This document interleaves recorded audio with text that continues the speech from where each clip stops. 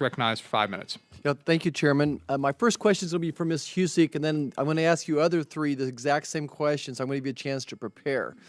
And the second question is going to be is how is the Tax Cuts and Jobs Act going over in your community? What has it done to unleash this economy? If you can give me some examples. But my first question for Ms. Husick, been part of a bank board for 15 years, and over I saw the great things that the small business loans did.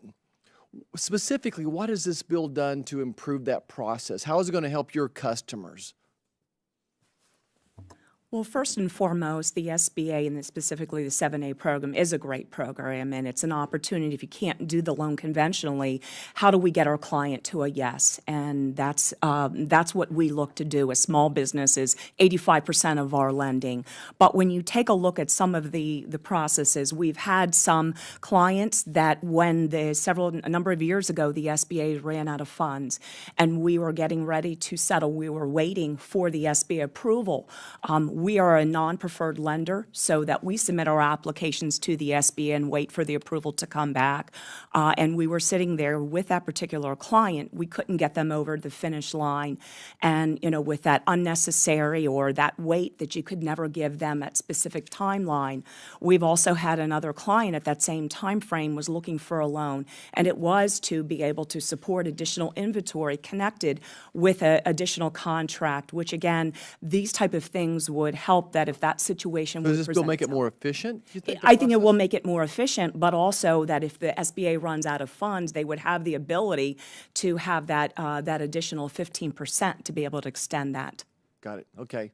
Ms. Blankenship, how is the Tax Cuts and Jobs Act impacting Texas?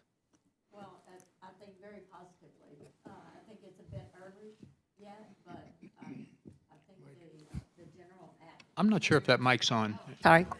To answer your question, the tax cut has had a positive effect on the Texas economy. On our small businesses, I see a lot of encouragement, a lot of future planning.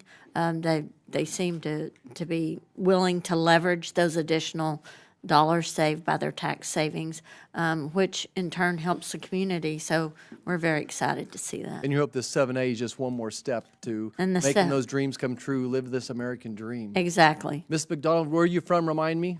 San Antonio. San Antonio, another Texas gal. Another We're loaded great with Texas town. here. How's the tax cuts bill working down there? It's going very well. We had a record year in lending last year, particularly towards the end of the year. Typically in November, December, lending slows down. We had record months. In fact, I got an email just right after Christmas that said we had over 1,800 loan applications in one day. And so that's pretty incredible, especially on a skeletal staff at Christmas time. But and from the small business perspective, we are seeing an increase in those applications. And in fact, we are hiring an additional business loan officer to keep up with the demand. So maybe this law we're working on will dovetail right into those 1,500? Is that what you said? 1,800 loan applications. Now, these were for consumer loans. Sorry. Okay. Mr. Wilkinson, how do your customers, your clients, been impacted by this tax cuts bill? Well, I represent the lender, so I'm not dealing directly with our small business customers. But as I mentioned, our loan volume is up 18% year to date, so something good is happening. But I did want to respond to your earlier question: how does this bill help small businesses? And it's more from a programmatic perspective. We want this program to be a program of integrity. It's working great right now. We want it to continue to work great.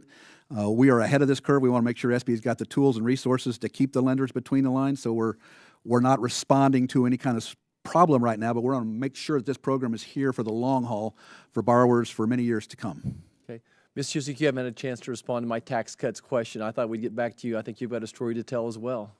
For the tax cuts, we're exploring several different ways of where not only how do we help more small businesses. We have not finalized on any specifics of what we will do as an organization. At this point, our board is still finalizing that, but we see great opportunities within our marketplace. There's a lot of small business optimism and more interest in starting businesses and expanding, buying more capital outlays, those type of things. Yeah, I think I would just close this. I finished up my town halls this week, going to every county. Over and over, the economy is improving, and people ask me why, and see if you agree with this. I think number one is we've cut back on regulations, and I think number two is the consumer confidence is incredible out there, and then lastly is this tax reform. Is there any other big picture out there that you think is added to the sudden, not necessarily sudden, but the great economy we're experiencing? To your point, I believe all those things and those reasons encompass the reason why there is small business optimism, and as they are the job creators.